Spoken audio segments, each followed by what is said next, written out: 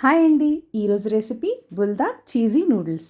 దీనికి కావాల్సింది ఒక బుల్దాక్ చీజీ కార్బనారా ప్యాకెట్ అండి. ఇది మా పాప ఫేవరెట్ అండి ఈ నూడిల్స్లో.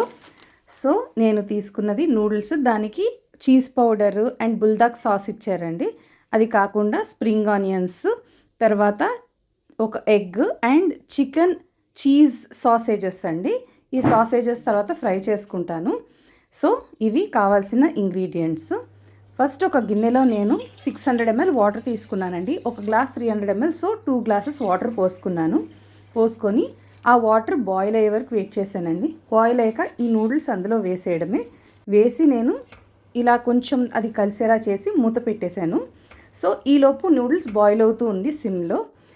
దెన్ చూసారా, కొంచెం విడిపోయింది, ఇంకా ఉడకాలి. ఇప్పుడు ఒక చిన్న కడాయిలో నేను ఆయిల్ తీసుకొని సాసేజెస్ ఫ్రై చేసుకుంటున్నానండి. ఇవి కట్ చేసుకుంటే లోపల చీజ్ ఉంటుంది కదా, అది బయటకు వస్తుంది కాబట్టి నేను కట్ చేసుకోలేదు. మామూలుగా వేరే సాసేజ్ అయితే మనం కట్ చేసుకొని చిన్న పీసెస్ కూడా కట్ చేసుకోవచ్చు, బాగుంటాయి. ఇది ఎర్రగా వేగే వరకు తిప్పుకుంటూ ఫ్రై చేసుకోవాలండి. అది సాసేజ్ ఏంటంటే అందులో యాడ్ చేయాలని కంపల్సరీ కాదు, కానీ మా పాపకి ఇష్టమని యాడ్ చేస్తున్నాను. తనకి చికెన్ సాసేజ్ చాలా ఇష్టము. సో ఇవి యాడ్ చేస్తున్నానండి. మనం అవి తిప్పుకుంటూ జెంటిల్గా చేయాలి. కట్ అయితే మళ్ళీ చీజ్ బయటికి వస్తే అది మొత్తం కారిపోయి బాగోదండి. సో చూసారా, ఎర్రగా ఏగిపోయే సాసేజెస్ ఇవి తీసి పక్కన పెట్టుకోవాలి. నూడిల్స్ కూడా ఉడికిపోయాయండి. మనము చేత్తో తీసుకొని ఇలా కట్ చేస్తే అది ఈజీగా విడిపోవాలి. ఇప్పుడు ఇందులో చాలా వరకు వాటర్ తీసి చల్లేస్తున్నానండి. ఓన్లీ ఒక చిన్న గరిట వాటర్ మాత్రం ఉంచి మిగిలిందంతా తీసి స్పిల్ చేసేయాలి. చూసారా, కావాలంటే మళ్ళీ కొంచెం హాట్ వాటర్ యాడ్ చేసుకోవచ్చండి మనకు సాసీగా కావాలంటే. ఇప్పుడు వాళ్ళు ఇచ్చిన బుల్దాక్ సాస్ యాడ్ చేస్తున్నాను అండ్ చీజ్ పౌడర్ యాడ్ చేస్తున్నానండి. చేసి బాగా మిక్స్ చేస్తున్నాను. ఈ చీజ్ వేయడం వల్ల ఏంటంటే స్పైస్ లెవెల్ తగ్గి కొంచెం అది బ్యాలెన్స్ అవుతుంది. టేస్ట్ కూడా చాలా బాగుంటుందండి. చూసారా, మొత్తం కలిసిపోయింది. ఇప్పుడు దీనికి నేను సాసేజ్ యాడ్ చేస్తున్నాను. సాసేజ్ వేసి ఇప్పుడు బాగా మిక్స్ చేసుకోవాలి.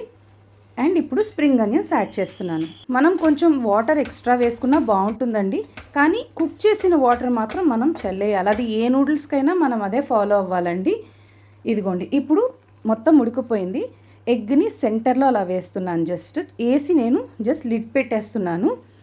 ఆ ఎల్లో అనేది కుక్ అవ్వాలండి, కానీ 100% కుక్ అయ్యి హార్డ్గా అవ్వకూడదు. కొంచెం సాఫ్ట్గా ఉండాలి, జెల్లీ టైప్ ఉండాలి. అప్పుడే టేస్ట్ బాగుంటుందండి దీనికి.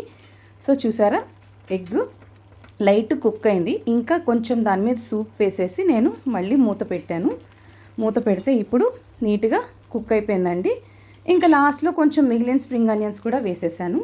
ఇంకా అంతే, మా పాప సండే బ్రేక్ఫాస్ట్ రెడీ. నా వీడియో కానీ మీకు నచ్చినట్టయితే please like, share and subscribe.